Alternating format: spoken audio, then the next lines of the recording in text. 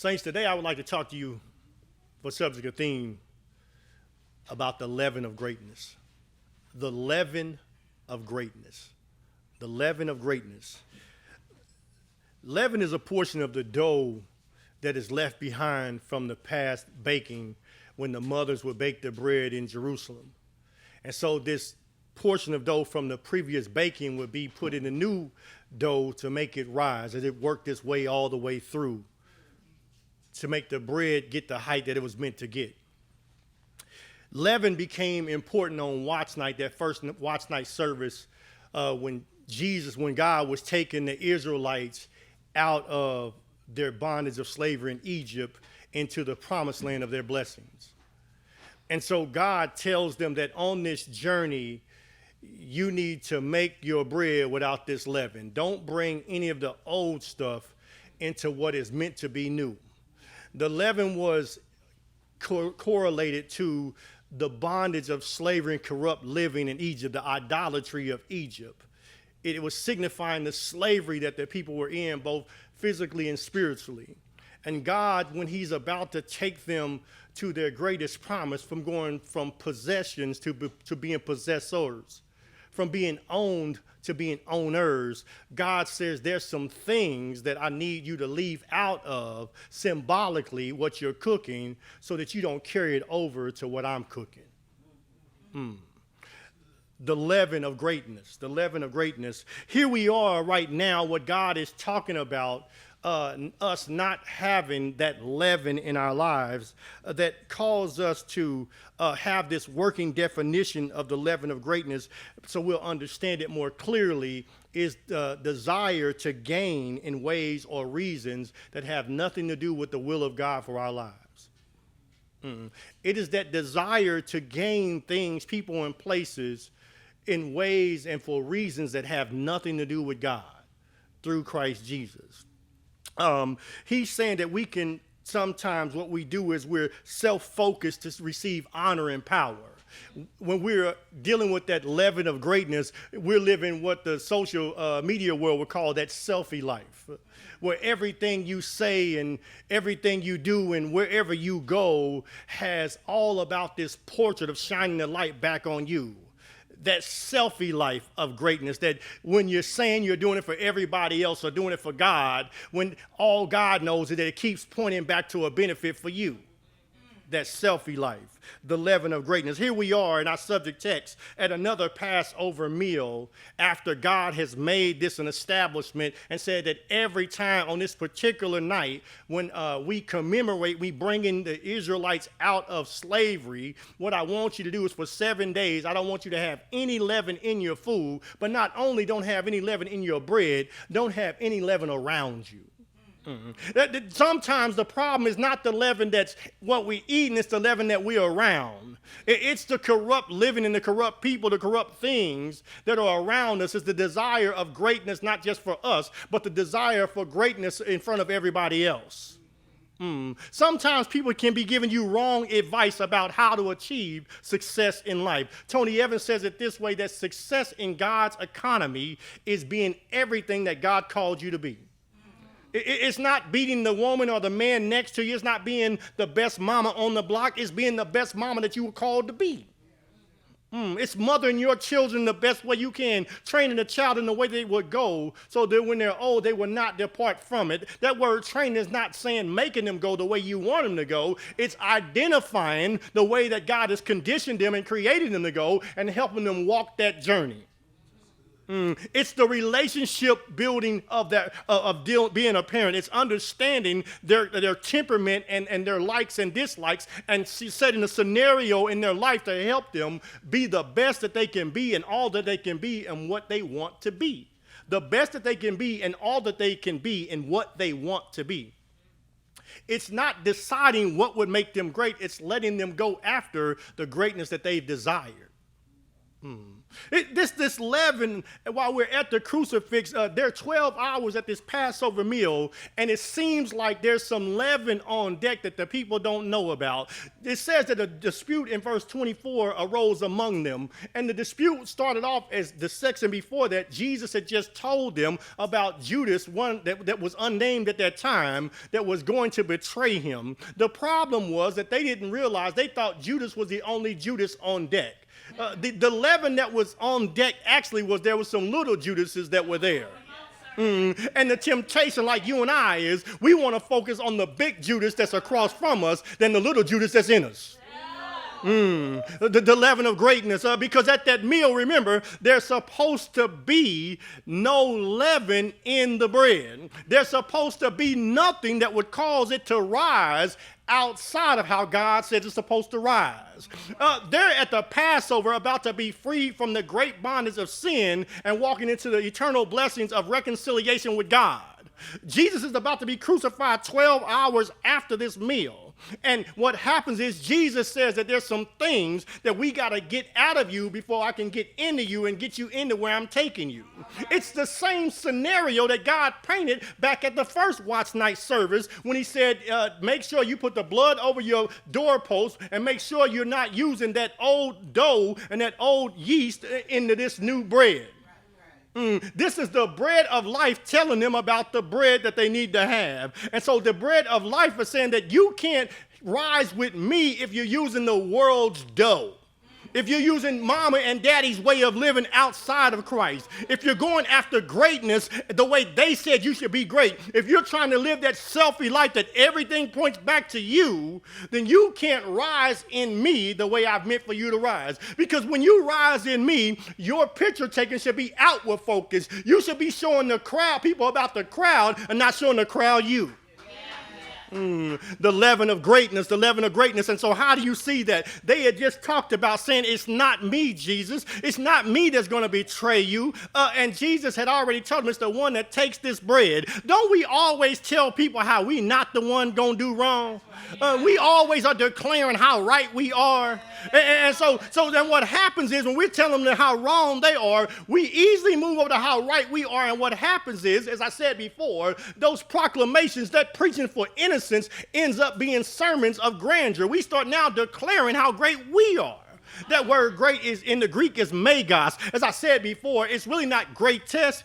Greatest and great is the same Greek word. It's megas. So it's indicating that I'm about something when I say I'm great and you about nothing. I'm something, you nothing. I'm worth and you worth less. I'm useful and you useless. And so interesting enough, as I said last week, 50% of the times that word greatest is used in the New Testament, 50%, 5 of the 10 times it's used about Jesus' people. You would have thought it would have been okay if it had worked for the murderer, the molester, the adulterer, the drunk, the sluggard. If it would have been about those people that had never seen Jesus. You would have been okay to say that they were talking about how to rise in worldly means. Because this is the leaven of greatness. It's trying to elevate your life, the dough, rise in this new dough, the kingdom and the body of Christ with the world's flour. So God's not against success or not against you elevating. He's just against you elevating for the purpose of living a selfie life. See, Jesus is telling them, look, they're about to go over into the promise of their eternal reconciliation, and the only thing they can think about is being elevated. To be a master meant that your disciples followed you. But I can tell you that in the classes with the disciples, greatness was never on the lesson text. It was never on the teacher's agenda. It was never on the bulletin board of faith. He didn't tell them that you got to be great in order to walk with me and be great the way you want to be great. What is the old leaven? What is the leaven of greatness? I'm glad you asked. When you look at verse 25, he says, again, I said before, telling you a lot about something by telling you what it's not. You can know that you got cold water when they tell you it's not hot. He said, but not so with you. This is a command. He's not suggesting. He's telling them not so with you. You will never be leading this way. As they start talking about who's the greatest. It says that the kings in verse 25, right before that, he said the kings of the Gentiles, the unbelievers, the people that never went to church, the people that don't have any church in them, he said those people exercise lordship, meaning that they want absolute power. They want absolute control. They want to dominate. When he says, but not so with you, what he's actually doing is denouncing dictatorship leadership. He's denouncing dictatorship. He's saying that when God uses you in his economy, this is not about you having absolute power. This is not about you living a selfie life that what you do in front of everybody is for everybody to see what's in you or about you. And then he says this. He says, they exercise lordship. Now, notice you keep seeing the word them, because what he's indicating that the problem of greatness is not a problem with Jesus, because there's Jesus and there's them. So the problem with us when it comes to the church about greatness is not a problem that Jesus has. It's a problem that a lot of times we have, because you and I are the them. And so he's letting them know that there's a distinction between the master and the teacher, and the students, the master and the disciples, the one that's leading and the ones that are following. He said, you're following a different book, a different lesson plan. It's not the one that I've given you. One of the things I found out recently about following, I found out about the NFL, is I found out that the NFL players, when they go to the NFL, they have tablets that are given out to them once they are drafted, right? And so they have homework assignments where they've got to go through and tell how many times that this particular team ran a certain play, what their default schemes are, right? And they had to actually answer these questions and submit it back to their core teams, whether they're linebackers or whether they're on the defense, the offensive line or the defensive line.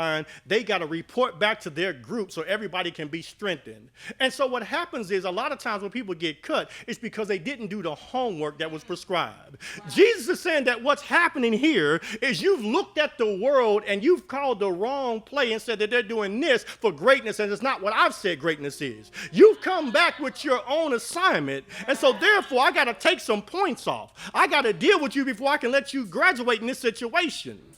Because they're on the impetus of their graduation. They're the night before they get the cap and gown and get to walk. And so he says that you will not exercise lordship. You will not dominate and dictate in this thing. Why did they want to dominate? Let me go back before I hit that. The next thing he says is, so he says that there's no such thing as unbridled power. He said, being great in the kingdom is not about supremacy. And those who want to reign supreme they want is unbridled power.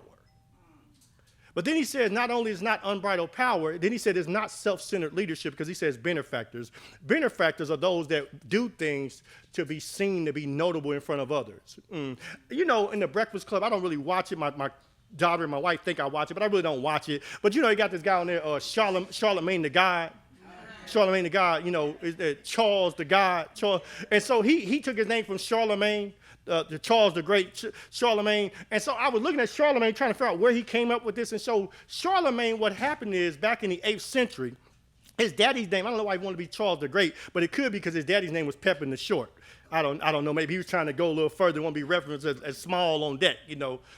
Maybe they want to, anyway, stay with it. And so what happens is that when he goes after, he gains greatness because he starts to make an allegiance with the with the Pope to say that I will help you fight off your enemies if you will start declaring that I am a leader that is serving by the grace of God.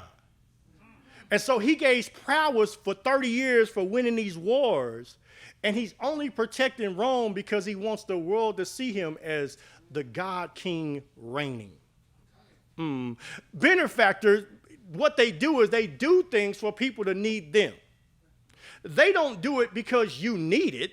They do it because they want you to give them the accolades to fulfill the low self-esteem joy that they're walking around with. So they want you to put a little esteem in there for them so they can feel bigger and better and greater. Charlemagne, what he did, what we do in the church, what was done before him, what he's telling the disciples is we have a way of mixing our success in the world and bringing it into the church house so that we can say that God did it, so we'll look greater in front of the saints. We'll sit back and take the gifts and things that God has done for us and through us and try to elevate our name so that we can be looked at as megas. So we can have our own little mega fest, if you will. This is what he's telling them. He said that not so with you. This is not greatness. So I'm asking you, in what area of your life might you be dealing with the leaven of greatness? Where are you trying to rise outside of the reign of Christ? Where are you trying to gain notoriety and to be larger and to be believed and seen as important? Maybe some of those things are things that God has assigned for you to do. But maybe in the journey you've gotten off track and you've attached these things to your personhood that people know you more for this than they know you for knowing him. When people look at your Facebook page, they know you for being a part of that than being a part of the church.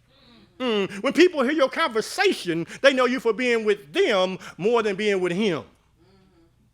Where are you trying to be elevated so people will think there's something important about you outside of the reign of Christ over your life? Why is he telling them this? Because if they move forward, he knows he's about to go and be with the Father, be crucified, come back for about a month or so, but he knows he's going back to be with the Father, and these 12 are going to be in leadership, well, ultimately the 11. They're going to be in leadership, and if they start leading the way the world leads, guess what? There'll be no use for the church at that point. The world will be confused. So Jesus said, before I go, I got to give you this final exam to help you. And what's interesting is God has a way of showing you about you by putting somebody else up as a decoy to make you look at yourself. He put Judas up as the problem, but the problem was only there to make them look at themselves. My wife said this week that it was not about what they're doing, it's about how we're responding. I found that most of the time, even in my house, that a lot of times it's not about what they're doing, it's how I'm responding. It's just me, is it with you too? I just want to know, I mean, it was okay when I said it about me. I want to make sure it was a group effort. I wanted to be by myself in the wrong house. And so he said benefactors, and this, but then he tells them what greatness is. Look. He asked this rhetorical question, which seems kind of weird. As I read this, I'm going to say it and go back to verse 14. In verse 27, he says, for who is the greater? Transition. He's transitioning from what is not to about to tell you what it is. But look at the question. For who is greater, one who reclines at the table or one who serves? Now, that's an interesting question when you look at verse 14. Verse 14 says it this way. And when the hour came, he reclined at the table. Hold up, G. You just asked me who's the greater. Why? You reclining? Come on now. But then he goes and says, look what he said. Now he's reclining. That's what it just said in verse 14. But then he says, after he asked the question, it says, one who reclines at the table or one who serves. And it says, is it not the one who reclines at the table? Now watch this last sentence, what makes it kind of us in a quandary for us. He says, look, but I am among you as one who serves. Bruh, they just said you reclining. It just said you leaning back. But what happened is Jesus now has just leaned in to let them know that though they're feeding him right then because he's not going to be with them, that when you look around, that there are at times where you will be shined upon, but by and large, the proportion of his life, you can see that he's one who's serving. Right. He is one that is there to help those who are less than while he's the greater than. Peter would say before that he's not even worthy to touch Jesus' sandals, to illustrate how great Jesus was. But yet the great one is coming down to serve those who are less than him. What's interesting why he says that, because it says in John chapter 13 that Jesus had said that this new commandment I give you, verses 34 and 35, that if you love ye one another, the world will know you are my disciples. If you want what's best for one another unconditionally, like I want what's best for you unconditionally, meaning that I'm willing to sacrifice for you, if you're willing to sacrifice for one another, then they will know that you follow me. They will see me in you, right? What is he indicating? He's going back to washing their feet. The feet, we don't got some churches say, let's get out a towel and a bucket and all that. That's fine, do all that all you want to. But the reality is he's talking about the life service, not lip service. He's saying that living a life where you're doing the things that nobody would give you credit for, that you helping people, especially when nobody knows you help somebody.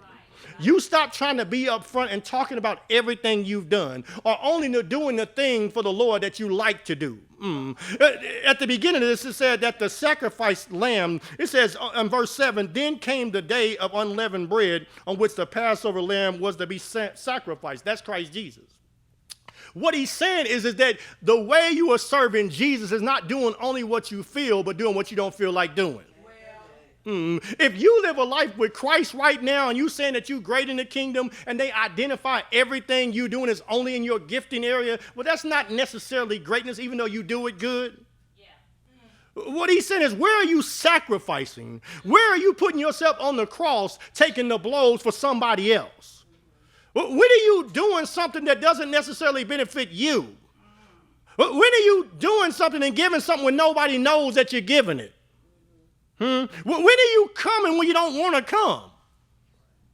I was talking about Bible study a little bit earlier, but the reality is that a lot of times that we don't do that because we got to make time for, we making time for something else and hoping we get time for that. But then we go to God in prayer and say, God, I want you to move mightily in my life. And God said, I want to move, but you won't move just like that. I want to heal and deliver. But you two over in the wrong address of things. You in the wrong locations because you think that I'm going to give you the great while you give me the less. I'm going to give you great blessings while you give me least obedience. You want me to give you blessings like you intimate with me when you just getting around to me when you can. Why don't you have a social media type relationship with me? Why don't you, as soon as you wake up, start scrolling about the text? Why don't you scroll the scriptures? See what the video of graces are showing. He's saying that the reason our houses and our health and our communities are jacked up because we're looking at these things trying to find avenues for greatness that are outside of what the master said is great. Yeah, that's right. We're spending all our time trying to selfie life ourselves. We are sending a picture to the world that reflects us and not him. They said it's Mother's Day. One of my harshest messages and that tough message would come from my grandmother. A mom will tell you not what you want to hear, but what you need to hear. I see you sitting next to your mom. I'm sure she told you some things that you didn't want to hear, but that you needed to hear. And you know what the interesting thing about maturity is that ignorance will get mad about what you need to hear, but then maturity, when it comes around that you know that you needed it and you didn't want it, you'll come back and say, I'm so glad you told me. I'm so glad you tore me up that day when I was running my mouth or running with them.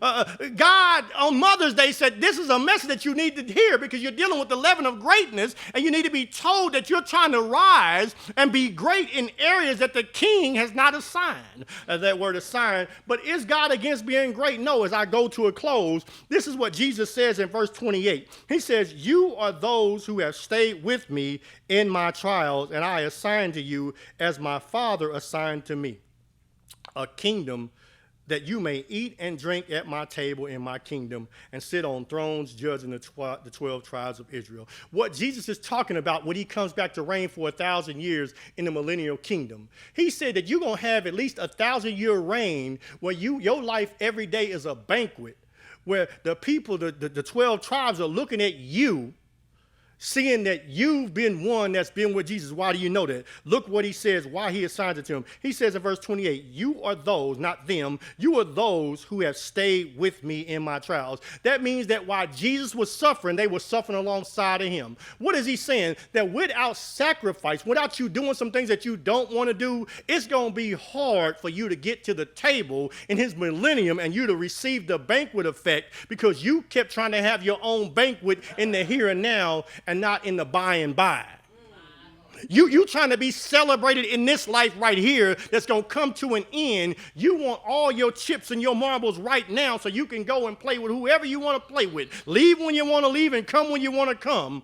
And Jesus is saying that until you stay with him and let go of some things, stop trying to save your life and lose your life so you'll gain your life, you will mess around and be with him in eternity, and you'll be at a banquet table where they'll be looking up at you. So Jesus said it's not wrong to shine. It's just wrong to shine at the wrong time and in the wrong place and for the wrong reason. It's not wrong to shine. It's just wrong to shine at the wrong time in the wrong place and for the wrong reason. We say one more time. It's not wrong to shine. It's just wrong to shine in the wrong place at the wrong time for the wrong reason.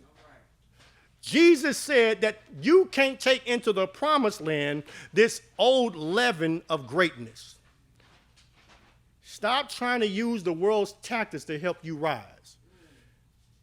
He said, you are those that have suffered. He actually lifts them up when he says that. He's telling them that though I'm telling you about this argument that y'all into, that y'all seem like y'all loving, y'all chasing this greatness, he's saying, but I do identify that you didn't leave. See some mercy and grace there. He said, yeah, you're a little off kilter. There's some things you're doing that you don't need to be doing. You're going the wrong direction. But I do recognize that you didn't let it take you so far that you left me. Wow. You did stay and you did some suffering. And he said, but I got to tell you now moving forward, because he only got 12 hours. So unlike Judas, that's why Judas wasn't really the key person, because Judas is gone. Jesus told Judas to go and do what you got to do. Go and get out of Dodge, boy. He's talking to ones that remain, because those that remain are the ones that are going with him into his rest. So he's saying that, yeah, I'm talking to you on Mother's Day, and I'm telling you some things that you don't necessarily hear. I know you want me to shout you and talk about some fried chicken, hot sauce, and some baked beans and all that stuff. He said, but right now, I need to give you some meat and some potatoes. I need to tell you some stuff that's going to stick to your bones. The dessert will come later. He said that what's happened is that, yes, you need to straighten some things out, but I do celebrate the fact that you didn't leave me. And because you didn't leave me, you will receive your shine. You will be at the table with me, judging, assessing the 12, telling them how they should have stayed with Jay and not walked away from Jay. Jesus. The leaven of greatness. Trying to rise and seek honor, self-focused honor and power by living a selfie life, whether intentionally or unintentionally, with goals that always point back to our likes and our dislikes. It always points back to our benefits. That is the leaven of greatness that Jesus was trying to let them know. You are about to lead, but you won't lead that way. They were actually about to be leaders. He just needed to reshape their leadership structure and their leadership strategy. Is God trying to reshape your life's leadership strategy? How are you leading your life? What are you pointing people towards? Are you trying to tell them how they could be a better this or a better that without starting with Christ first?